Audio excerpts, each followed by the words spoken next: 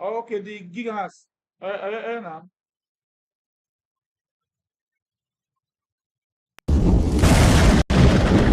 Akala, bana YouTube.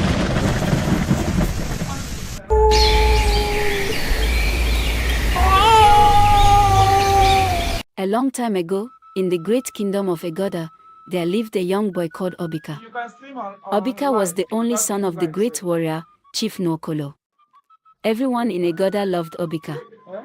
He was kind, handsome, and brave. I think I His come up. father believed he I would did one day internet become the video. next leader of People will come Egoda. and watch your The video. land of Egoda was beautiful, full They'll of be green watching your trees, video like wide mad. rivers, and golden sun. But Therefore, beneath I'm the on a beauty, live now. there was a secret, a very old curse. Therefore, now I'm Many a years live. ago, I get the live people now. of Egada had wronged a Start powerful live now, priestess. man. In I her get table anger, the play. she placed a curse Play on the like this land. One platform. day, a man will carry a For this, child. I And until he suffers, Egada will know no don't know. peace. Over time, the people forgot the curse. But curses do not I forget. just started newly. The problem begins. On Obika's 18th birthday, a strange thing happened. That night, the moon turned blood red. The animals cried in fear, and Obika fell sick. At first, everyone thought it was just fever. But after many days, Obika's body began to change. His stomach started growing, just like a pregnant woman's. The village healers were shocked. They whispered behind closed doors. I did live, "This is one not man. fever," said the oldest healer. "This is the curse." When Obika's father heard it, he became angry. "My son, a pregnant boy. Impossible," You can do live the he whole day. shouted. But when Because he you will went say home and saw Obika, he the fell whole on the day floor what's up. and wept. The news spread through Egada like wildfire. People pointed fingers. Some said Obika was evil. Others said he was a bad omen. Obika stayed in his hut, crying every night. He was scared. He was ashamed. He did not understand why this was happening to him. Days turned into weeks. Obika's belly grew bigger and bigger. He could not hide it anymore. The boys he used to play wrestling with now avoided him. The girls who once admired him now laughed behind his back. Even small children pointed at him and said, "Look, the boy who carries a baby." Obika stopped going out. He stopped eating. He cried alone in his room, talking to his dead mother's picture. "Mama, why is this happening to me?" he whispered. His father, Chief Nwokolo, was broken. He tried everything. He called healers from far villages. He made sacrifices to the gods. But nothing worked. One night, an old woman came to their compound. Her back was bent, and her hair was as white as cotton. She knocked on the door and said, "If you want to break this curse, Obika must go to the forest of tears." Everyone was afraid of that forest. It was said that spirits lived there, spirits that could either bless you or destroy you. But Obika was tired of the shame. He stood up, wiped his tears, and said, "I will go." Before the sun rose the next day, Obika prepared for the journey. His father gave him a small bag of food, a knife, and a wooden charm for protection. The whole village gathered to watch him leave. Some prayed for him. Some just watched silently. Obika entered the forest of tears. The trees were so tall that the sun could not enter. The air was cold, and strange noises came from every corner. As he walked deeper, he met strange creatures, a river that flowed backward, a tree that spoke in riddles, a black goat with red eyes that blocked his path. Obika was brave. He answered the riddles. He crossed the river. He refused to fear the goat, and it disappeared. Finally, after many days without rest, he reached the heart of the forest. There, he met the spirit mother, a woman with golden eyes and a voice like thunder. "Why have you come, boy?" she asked. Obika knelt down and said, "I did not ask for this curse. Please, help me." The spirit mother looked at him for a long time. Then she said, "The child you carry is not of flesh. it is the pain of your people. To be free, you must give up something more precious than life. Obika was confused. What must I give up? He asked. You will know when the time comes, the spirit mother said, and she vanished. Obika returned to the village, but his time was running out. His belly was heavy. He could barely walk. One night, a terrible storm hit Egoda. The ground shook. The rivers flooded. The crops were destroyed. The village elders gathered. They realized the truth. The curse was not on Obika alone, it was on all of them. Many years ago, the people of Egoda had betrayed the priestess. They stole her child and left her to die. Now, the curse made an innocent boy carry the pain they caused. Obika was carrying the spirit of the lost child. Unless the people of Egoda confessed their sin and made peace, Obika would die, and the kingdom with him. The king of Egoda called all the villagers to the square. He asked for anyone who knew the full story to speak. An old man came forward, the last man alive who was there during the betrayal. With tears, he confessed the evil that Egoda had done. The spirit mother's voice rang in the air. Now, a sacrifice must be made. Everyone turned to Obika. He stood weakly. His face was pale. His body was trembling. The spirit mother appeared again, this time in the sky. Obika must choose, carry the child to full term and die, saving Egoda. Or reject the child and save himself, but Egoda will be destroyed forever. Tears rolled down Obika's cheeks. He looked at his father. He looked at the crying villagers. He smiled faintly and said, I will save my people. He fell to his knees. His body shook. There was a flash of golden light. The curse was broken. The storm stopped. The rivers calmed. The land became green again. But Obika's body lay still. He had given his life to save Egoda. The villagers wept. They carried his body with honor. They buried him under the biggest tree in the village. From that day on, Egoda became a land of peace and plenty. Every year, they gathered under Obika's tree to tell his story, the story of the boy who carried a curse and saved the kingdom with his love.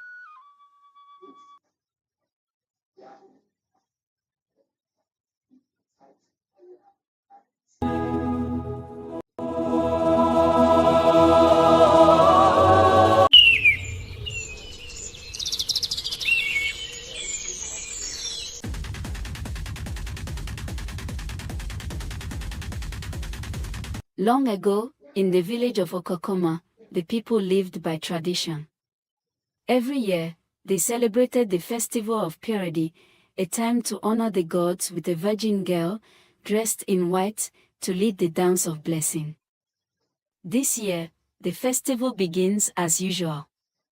The young girls line up.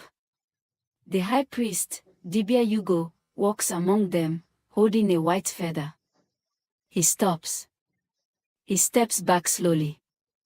He raises his hand and shouts. The gods have refused. There is no virgin in the land. Silence. People gasp. Women begin to murmur. Men look at their daughters in shame and confusion. Cut to Chief Agaba sitting on his royal stool, his face full of shock. Chief Agaba, this has never happened before. What is this evil? The priest drops the white feather and walks away in sorrow. The festival ends in confusion. Women are crying in their homes. Men are angry, whispering in corners. Elders call for an emergency meeting at the village square. Elder Obi, if truly there is no virgin, then a curse is upon us. Mama Ik, something is wrong. In my youth, girls kept themselves until marriage. What changed? Cut to young girls hiding in shame. Edeora, 18, walks slowly to her mother, tears in her eyes. Edeora, Mama, am I cursed too? I have done nothing wrong. Her mother, sighing, child, we don't know what this is yet. Inside a dark hut with smoke and herbs, Dibia Yugo speaks to the chief. Dibia Yugo, the gods are angry. This is not just about girls. A hidden sin is in our land. A secret no one dares to speak. Chief Agaba, then speak it, Dibia. Dibia, the spirit of the sacred grove must be consulted. That night, Dibia disappears into the forest. In the middle of the sacred grove, Dibia kneels. A strange wind blows. A female spirit voice speaks. Spirit, Okokoma has buried a truth. Until it is uncovered, no daughter will be pure, and no womb shall carry peace. Dibia, what truth, O spirit? Spirit, ask your elders. Ask the women. The land remembers even what humans try to forget. The next morning, Dibia returns with a pale face. Edeora, confused and restless, begins asking questions. Edeora, why are the girls not virgins? Are they lying? Or is something being hidden? She speaks to her friends, F and Njidika. They cry as they confess in secret. Njidika, many of us were touched by uncles, by neighbors, even by our own fathers. F, we were told to keep quiet. That no one would believe us. Edeora is shocked. Her hands shake. She begins writing names in a notebook. Edeora takes a list to Mama Ik, the oldest woman in the land. Edeora, Mama, tell me the truth. Why are our daughters broken? Mama Ik, looking away, child, this wound is older than you. Long ago, a war happened in this village. And with it came great shame. Flashback begins. We see a younger Mama Ik during a time of war. Men came back from war angry, violent. Women were silenced. Young girls were taken in the night. The elders hid the truth to protect the name of the village. Mama Ik, voice trembling, we did not protect our daughters. We covered the shame. And now it has returned. Edeora begins to read the names from her notebook. One by one, people begin to weep. Some girls nod silently, their pain finally seen. Chief Agaba calls for a council of elders and women. Chief Agaba, we must confess our part. The gods will not return until we clean our land with truth. Dibia Yugo, we must perform the cleansing ritual, but it must be led by one who carries truth without fear. All, Edeora. At midnight, by the sacred river, the villagers gather.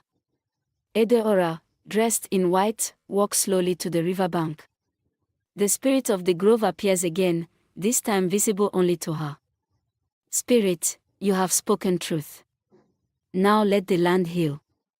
Edeora pours sacred oil into the river. The girls step into the water.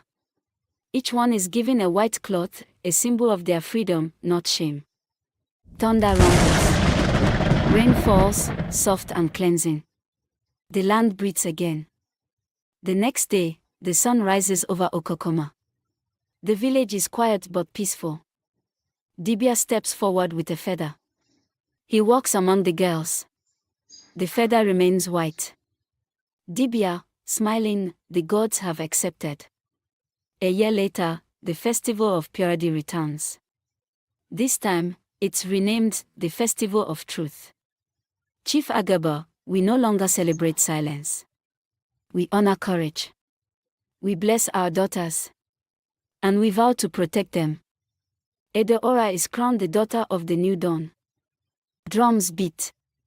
Girls dance freely. Mothers clap. Fathers bow in respect. In the land where shame once ruled, truth rose like the morning sun.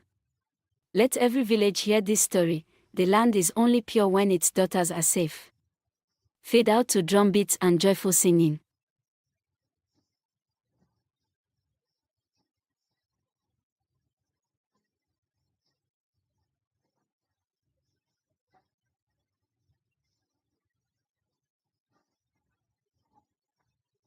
My love for you is as vast as the sky.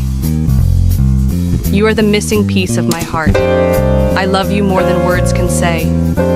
Every moment with you is a gift. You are my forever.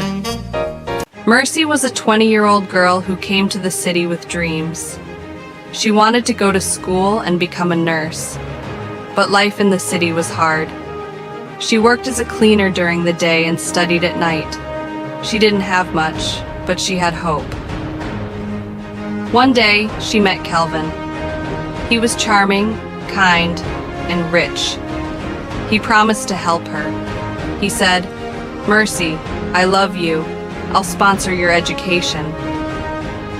Mercy believed him. Kelvin paid her first year's school fees. He bought her nice clothes. For the first time, Mercy felt safe. She trusted him completely. But one day, Mercy came to surprise Kelvin, and that was when her heart broke. He was with another woman, laughing, kissing. When she asked why, he said coldly, "I just helped you." It doesn't mean anything. Mercy felt empty. She had no money left. She had no one to turn to. She cried all night. Narrator. But then, something inside her woke up. She said, "I will not give up. I will not fail." She found a new job in a small hospital. She worked even harder. She continued her studies. 2 years later, Mercy became a full nurse. She now helps others every day. She is strong. She is brave. She is free.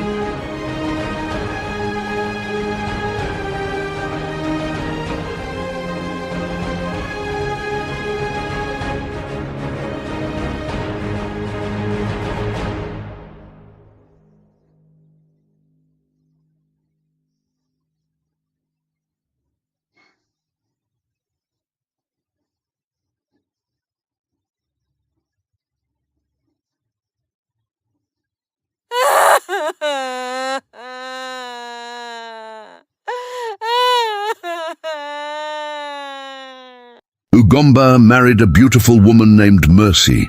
Mercy was hard-working, intelligent and kind, but she was also selfish. She did not want Ugomba to spend money or buy gifts for anyone but her. One day, Ugomba decided to surprise Mercy's mother.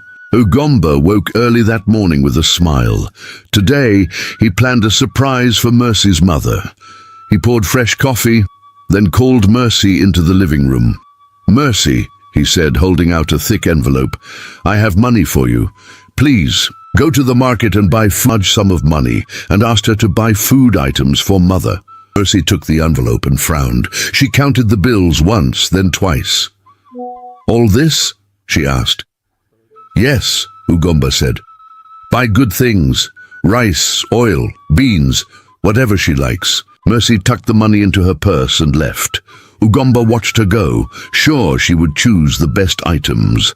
At the busy market, Mercy walked past stalls with fresh meat and fine vegetables, but she did not stop. Instead, she chose the cheapest rice she could find. She bought just half a bag. She picked a small, low-grade bottle of palm oil, then a few small cans of beans. A market woman wrapped the items in newspaper. Mercy paid and hurried home, her robe swaying. On the day they set out to visit Mercy's mother, Ugomba reminded Mercy. Later, Ugomba and Mercy set out in his small car. Mercy drove quietly. The road to her mother's village was dusty and narrow. Birds sang in the trees as they passed bright farms. At last, they reached a low red brick house under a mango tree. Mercy's mother stood on the porch, her thin frame covered with a faded wrapper. She waved. Ugomba parked and turned to Mercy. "Give her the food," he said with a kind voice. Mercy stiffened. She opened the package and held it out. Her mother's eyes moved over the small bag of rice and the little bottle of oil. "No!" Mercy cried. She threw the rice onto the ground where grains scattered. "How could you give Mum these cheap things?" Mercy's mother sank back against the wall. Ugomba's face grew calm, but firm. "I gave Mercy enough money to buy good food," he said. "She chose this instead." Mercy's cheeks burned with shame. She sank to her knees, gathering the spilled rice in her hands. Tears rolled down her face. Ugomba stepped forward and gently lifted Mercy to her feet. "It is not too late," he said softly. "Let us go back to the market." Mercy nodded, her eyes still wet. Mercy's mother watched them in silence, hope and pain in her gaze. As they drove away, Mercy sat quietly beside Ugomba. The road home felt long and heavy. Mercy held the cheap bag of food on her lap, her heart heavier still. Mercy stayed silent as Ugomba drove back to the market. The sun hung low, and orange light filled the car. Mercy's heart pounded with shame. She kept her eyes on the small bag of rice in her lap. "Mercy," Ugomba said softly, "I know you love your mother. Tell me why you chose the cheap food." Mercy swallowed hard. She thought of the last time she saw her mother. Her mother had struggled to feed the family after Mercy's father died. Mercy remembered the empty plates and hungry nights. Money was always scarce. I was afraid," Mercy whispered. "All my life, I watched my mother borrow and go without. I promised myself I would never see her suffer again. I wanted to save some money for us." Ugomba's eyes filled with hurt. "But you saved on her back," he said. "You hurt her feelings." Mercy bit her lip and looked away. She saw the doubt in Ugomba's kind face. She felt tears come again. At the market, they stopped at the stall with brown rice and nice palm oil. Mercy paid without a word. Ugomba watched her closely as she chose 2 full bags of rice and a big tin of oil. She even added fresh tomatoes and yams. As they left, Mercy reached out and took Ugomba's hand. "I'm sorry," she said. "I was wrong." Ugomba squeezed her hand. "Thank you for trying to fix this," he replied. They drove on in silence until Mercy spoke again. "Ugomba, there is something I have not told you." Ugomba glanced at her. "What is it?" Mercy's voice trembled. "Before I met you, I lost my job. I sold my small shop to pay my mother's debts. I had no money left. I felt ashamed and helpless." Ugomba reached over and brushed a strand of hair from her face. "You did what you had to do," he said, "but you don't have to carry that shame alone."